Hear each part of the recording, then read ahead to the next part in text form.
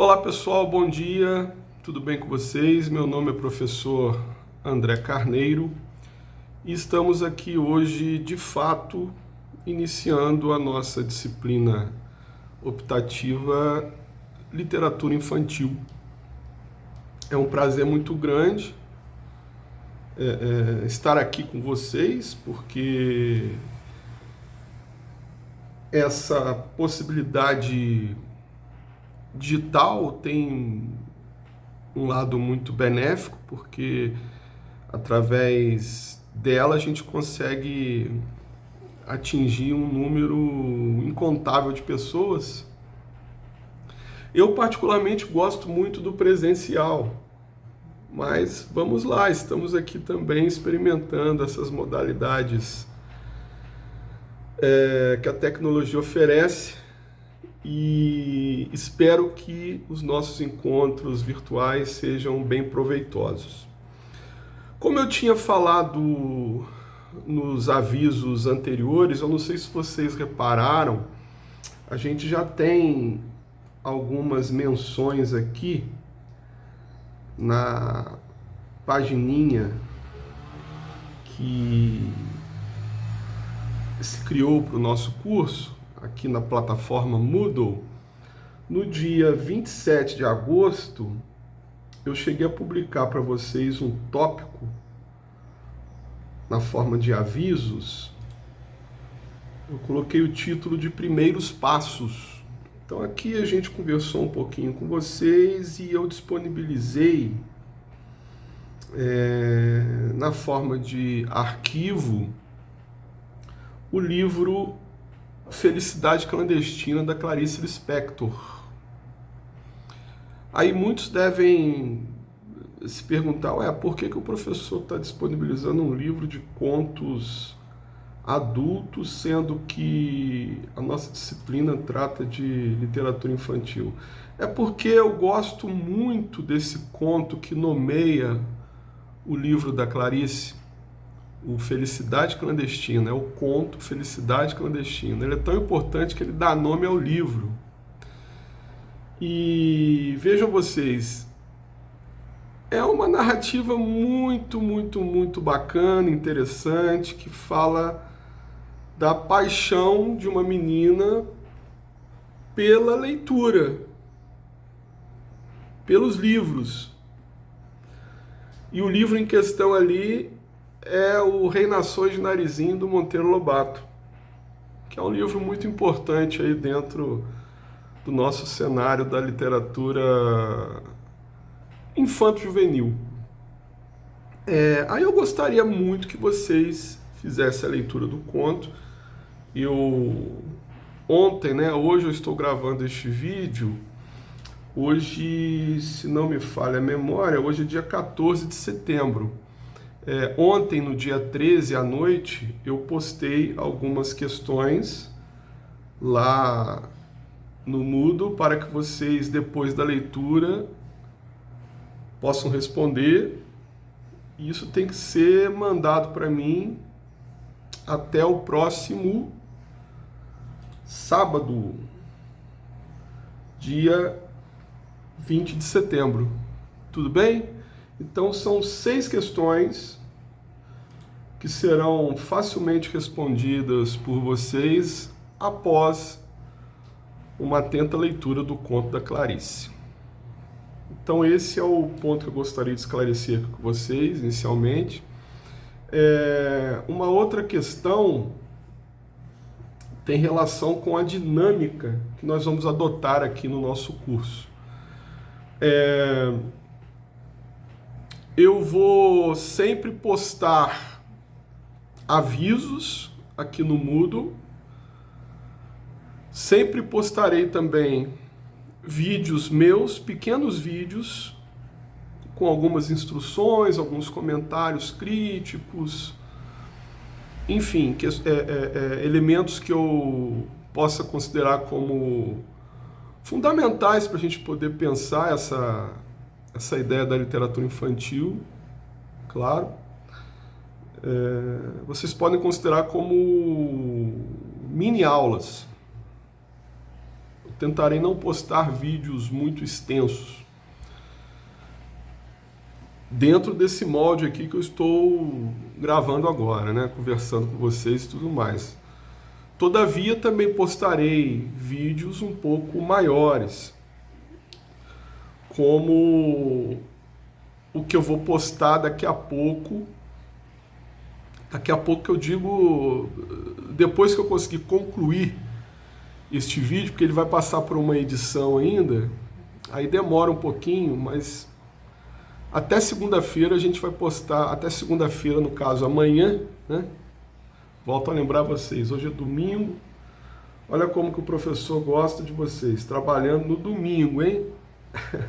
Então amanhã, dia 15 de setembro, a gente vai disponibilizar para vocês esse vídeo na plataforma Moodle, juntamente com um vídeo disponibilizado no YouTube, com uma entrevista com o professor, com o escritor, a gente fica com a ideia de professor na cabeça, mas o Ricardo Azevedo, que é o escritor e ilustrador, que dá a entrevista no vídeo em questão, que eu vou compartilhar com vocês, eu considero ele como um grande professor também. Então, o Ricardo Azevedo, ele tem 75 anos, ele é um grande escritor brasileiro de literatura infantil. E esse vídeo que foi feito pelo Sesc TV, ele já tem, se não me falha a memória, 9 anos, mas é atualíssimo. Então a gente tem ali o Ricardo Azevedo dando uma entrevista, contando pra gente o que ele pensa a respeito da importância do gênero literatura infantil. Ele chama de A Pequena Gigante, e vocês vão entender logo isso assistindo ao vídeo. O Ricardo Azevedo, ele tem livros incríveis, alguns deles me marcaram bastante. Por exemplo, um que eu gosto muito é A Casa do Meu Avô, que saiu em 1986. É um livro muito bacana mesmo, que trabalha essa questão da memória, da importância das pessoas próximas em nossas vidas, a questão do imaginário da criança, que permeia toda aquela perspectiva envolvendo objetos. Quando a gente é criança, vamos visitar os nossos avós, então é sempre aquela aventura, vamos dizer assim, chegar na casa do avô, da avó e observar aquelas coisinhas que estão ali muito bem colocadas muitas das vezes, né? Os bibelôs da vovó, os livros do vovô, os objetos da casa, enfim, eu estou falando muito aqui da minha própria experiência como criança e neto de 2 avós maravilhosos, né? Inclusive o meu avô, ele tem uma importância muito grande na minha vida como professor, e numa outra oportunidade eu contarei isso para vocês. Mas então, voltando aqui ao Ricardo Azevedo, só a título de menção, tem alguns livros dele, particularmente, que me são muito caros, né? muito importantes, muito impressionantes no modo como esses livros me tocaram profundamente. Tem um outro livro dele, de 2005, Contos de Enganar a Morte. Olha o título. No mínimo provocativo, porque a gente pensa, caramba, como é que um livro desse pode ser infantil? Mas dentro da premissa que o Ricardo Azevedo defende, do que seria um livro infantil, que para ele é o seguinte: um livro infantil, ele não tem que ser meramente um livro moralista. Ele tem que ser uma obra que provoque o leitor criança, quase que num sentido também de provocar o leitor adulto. Quando a gente pega um livro de literatura infantil, a gente bate o olho e vê que aquele livro é muito no sentido de ensinar alguma coisa, aquilo ali meio que perde o sentido para a gente muitas das vezes. E o Ricardo Azevedo ele vai numa direção contrária. Os livros dele são muito interessantes também para os adultos. E essa é uma provocação que ele faz e que vale a pena vocês assistirem e pensarem a respeito. Em 2020 ele publicou um livro intitulado Livro de Papel, na consonância da importância que a gente deve dar, né, para os livros físicos, porque hoje em dia nós vivemos num mundo, vamos colocar assim, cibernético, das inteligências artificiais e por aí vai. Isso é um negócio meio escabroso. A gente acaba se aproximando por demais de uma premissa artificial, vamos chamar de artificial, porque a inteligência em voga hoje é a artificial, mas e a inteligência natural, a nossa inteligência?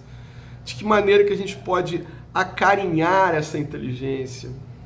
Como que a gente pode agregar valor às nossas vidas a partir das próprias experiências nossas com o mundo, esse mundo tátil? Não um mundo tecnológico, intangível, repleto de milhares de informações que nos chegam a todo lugar e a todo momento e que nos sufocam. Muitas das vezes o que acontece? A gente toma contato com um livro físico e este livro pode representar para nós um momento de respiro. Então, para nós que somos adultos, se para nós que somos adultos isso pode ter esse efeito maravilhoso, imagine uma criança. Então, uma das prerrogativas da literatura infantil também vai nessa direção, de tentarmos resgatar para elas esse momento de convivência com coisas tangíveis e que possam provocar positivamente os seus imaginários. Bom, em 2024 ele publicou um livro que tem um título bem interessante, Não Existe Dor Gostosa. É um livro muito filosófico. É um livro que oferece às crianças essa perspectiva da reflexão acerca de determinadas mazelas e tudo mais. É um assunto meio cabuloso, mas que ele toca com uma profundidade e uma sensibilidade sem igual. Então, eu vou deixar com vocês a publicação deste meu vídeo agora e do vídeo do professor, voltando a chamá-lo de professor, para mim ele é um grande professor, Ricardo Azevedo, escritor e ilustrador de livros infantis, um dos melhores que nós temos, tudo bem? Então eu gostaria que vocês assistissem ao vídeo do Ricardo Azevedo, para a gente poder pensar algumas situações envolvendo tudo que está sendo dito ali. Tudo bem? Bom, antes de finalizar o meu vídeo aqui, vocês repararam que eu trouxe esta revistinha. Olha que bacana isso, gente. Isso aqui faz parte da minha infância. quando eu era criança, essa revistinha Recreio era vendida nas bancas. E o meu pai, ele sempre comprava essa revistinha para mim. Ele me levava para fazer feira aos sábados. A gente ia caminhando até a feira, não ficava muito longe da nossa casa. Aí ele virava para mim num determinado momento e perguntava assim: André, você quer um picolé ou você quer uma revistinha? Na maior parte das vezes, eu escolhia a revistinha. É claro que tinha vezes que eu queria lá o picolézinho, mas quase sempre eu optava pela revistinha porque eu me encantava demais com a proposta que a publicação Revista Recreio ela lançava naquela época, isso lá pelos idos dos anos 80, tudo bem, gente? Essa revista aqui, por exemplo, deixa eu ver se eu consigo localizar aqui o ano de publicação dela. O ano de publicação. Essa revista aqui, ela foi publicada em 1979. Olha só que interessante. 1979. Eu tinha 7 anos à época. 7 anos. Perdão. E essa revistinha aqui, ela tinha uma novidade que ela vinha com um brinquedinho junto. Foi a primeira revista a fazer isso. Mas o brinquedinho era só mais um convite à experiência da leitura. Então, gente, eu ficava maravilhado com toda essa perspectiva visual encantatória que entrava, em consonância com a historinha que estava sendo contada. Então, o que acontecia? Meu pai, ele à noite, por vezes, ele não faz isso sempre, porque ele era um homem muito ocupado, mas ele, de vez em quando, ele fazia a leitura da revistinha junto comigo. Eu já sabia ler a essa altura, mas ele fazia questão de, juntamente ele comigo, conversar sobre o que a gente estava lendo ali. E era um momento muito bacana nosso, e eu tenho muitas boas lembranças de tudo isso. Então, meu pai foi um sujeito que me ajudou muito na formação literária, no meu gosto pela leitura. E essa questão é muito importante porque vai no direcionamento daquilo que se chama de letramento literário e que depois, mais para frente, nós conversaremos sobre essa perspectiva, esse conceito que é algo muito importante. O letramento literário para as crianças, inclusive para as crianças que ainda não sabem decodificar o alfabeto, mas que ainda assim elas realizam leituras visuais, por aí vai. Todo mundo já deve ter percebido isso em algum momento. Quem tem filho, por exemplo, o filho chega: mamãe, olha só, o Cascão e o Cebolinha estão brigando por conta de não sei o quê. E eles não estão lendo a historinha que está sendo narrada ali nos balõezinhos, eles estão lendo as imagens. Então, uma outra coisa interessante que eu queria mostrar para vocês, recentemente saiu nas bancas este álbum de figurinhas aqui do Snoopy. E eu sempre fui um sujeito que, na minha juventude, eu gostei muito de colecionar álbuns de figurinhas. E fazia anos que eu não mexia com isso. E eu fiz questão, pessoal, de começar a coleção deste álbum de figurinhas do Snoopy. Primeiro porque o Snoopy é um personagem que eu amo de paixão. Charlie Brown nem se fala, mas Eu colecionei essas figurinhas muito por conta de uma perspectiva saudosista, mas depois eu fiquei pensando como que hoje em dia isso faz falta para as crianças.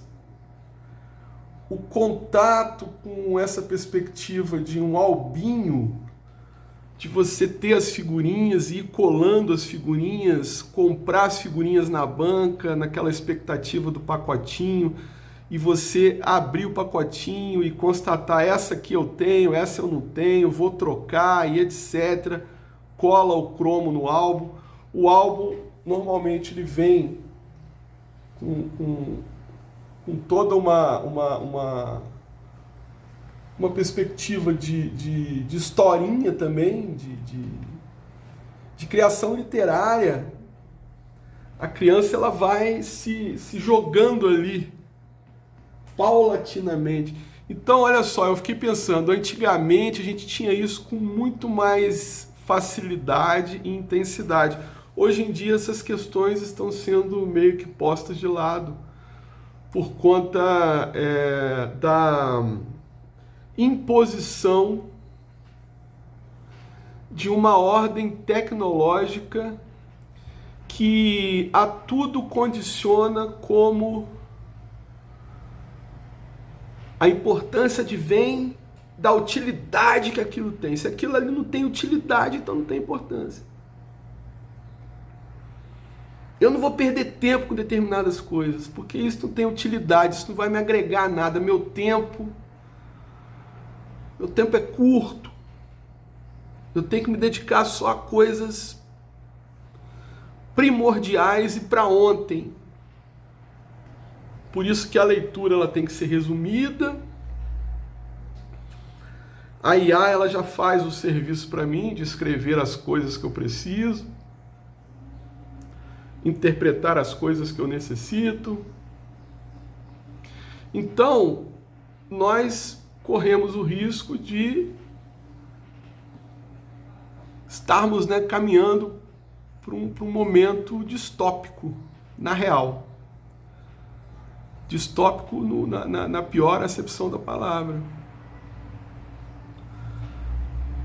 Uma realidade que ela se mostrará extremamente cruel, já está se mostrando, no sentido de deixar a gente cada vez mais cognitivamente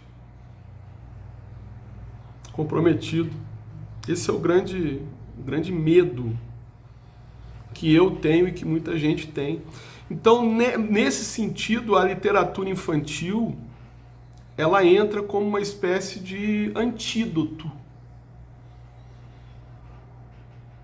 um elixir revigorante, porque as nossas crianças elas têm que passar por esse momento mágico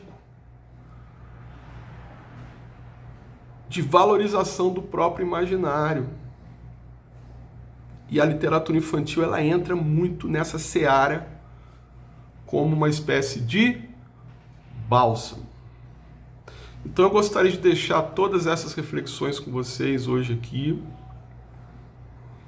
para a gente poder pensar um pouco da importância dessa disciplina, que não deve ser uma disciplina só para ser cursada aqui na universidade, ponto, acabou. É uma coisa obrigatória, nós vamos fazer e daqui a pouquinho, tchau. Não, é uma questão para a gente poder levar para as nossas vidas. A importância da literatura infantil nas nossas vidas, nas vidas dos nossos alunos, dos nossos filhos. Como que nós devemos levar isso a sério? Como que nós devemos olhar para essa questão da literatura infantil com mais propriedade, com mais responsabilidade até.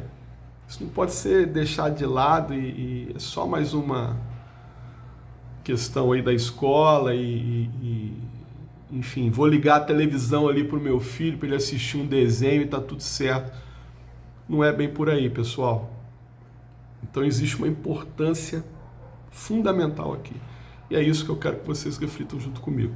Então tá, um abraço, a gente vai se falando. Bom final de semana aí. Eu tô falando bom final de semana porque hoje é domingo, tá? Mas enfim. Um abraço para todo mundo e a gente se encontra aí nos próximos vídeos.